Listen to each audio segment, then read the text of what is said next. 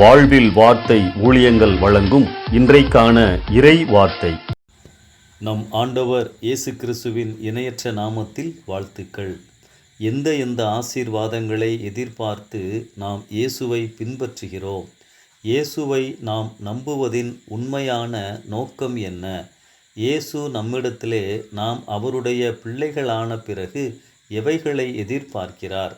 இன்றைக்கு சில ஊழியக்காரர்கள் இப்போது நடக்கின்ற பல்வேறு சம்பவங்களை சுட்டி காண்பித்து இயேசுவின் இரண்டாம் வருகை சீக்கிரமாய் இருக்கும், நாம் கடைசி காலத்தில் இருக்கிறோம், எனவே பாவத்தை விட்டு பரிசுத்தமாக வாழுங்கள் என எச்சரிக்கிறார்கள் அல்லது பயமுறுத்துகிறார்கள்.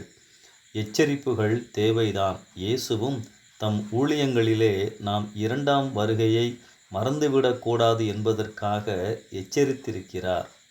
லூக்கா 21 29 முதல் 36 வசனங்களில் இனி சம்பவிக்கப் போகிறவைகளுக்கு தப்பிக்க நம்மை எச்சரிக்கிறார்.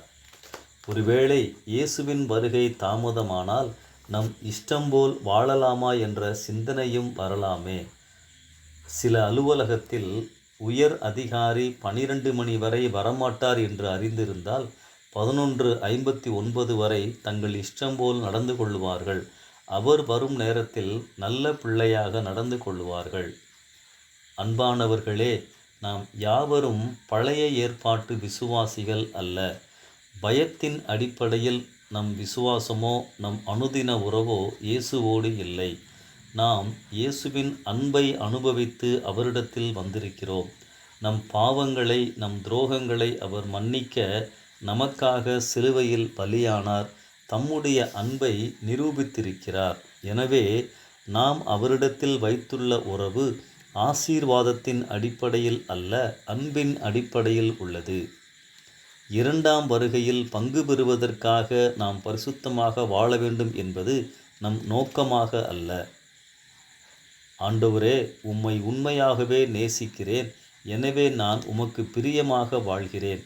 இதுவே நம் தீர்மானமாக இருக்க வேண்டும்.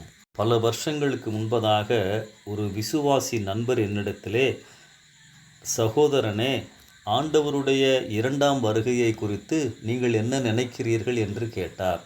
நான் உடனே அவரிடம், ஆண்டவருடைய இரண்டாம் வருகையை நான் அதிகமாக நினைப்பதில்லை, ஆனால் எப்பொழுது அவர் வந்தாலும் ஆயத்தமாக இருக்க வேண்டும் என்பதிலே நான் உறுதியாக இருக்கிறேன் என்று பதில் கூறினேன். ஆண்டவரே, நீர் எப்போது வந்தாலும் நாங்கள் ஆயத்தமாக இருக்கிறோம். எனக்கு நீங்கள்தான் முக்கியம். உம் ஆசீர்வாதங்கள் பிறகுதான் என்பதே நம்முடைய சிந்தனையாக முடிவாக இருக்க வேண்டும். அன்பானவர்களே, பயத்தின் அடிப்படையில் கீழ்ப்படிய வேண்டாம். அன்பின் அடிப்படையில் கீழ்ப்படிவோம். மட்டுமல்ல, அவருடைய பிள்ளைகள் ஆன பிறகு நாம் அவருடைய சாயலாக மாற வேண்டும் என்பதுதான் அவருடைய நோக்கம். தெய்வீக பண்புகள் நமக்குள் உருவாகி கொண்டே இருக்க வேண்டும்.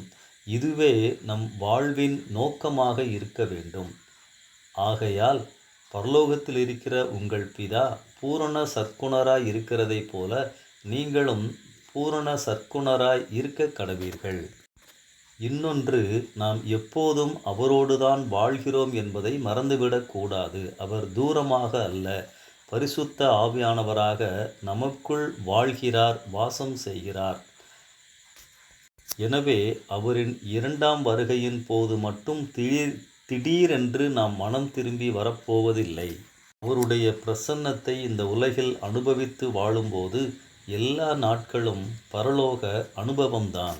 இரண்டாம் வருகைக்காக மாத்திரம் நாம் இந்த உலகத்திலே வாழவில்லை.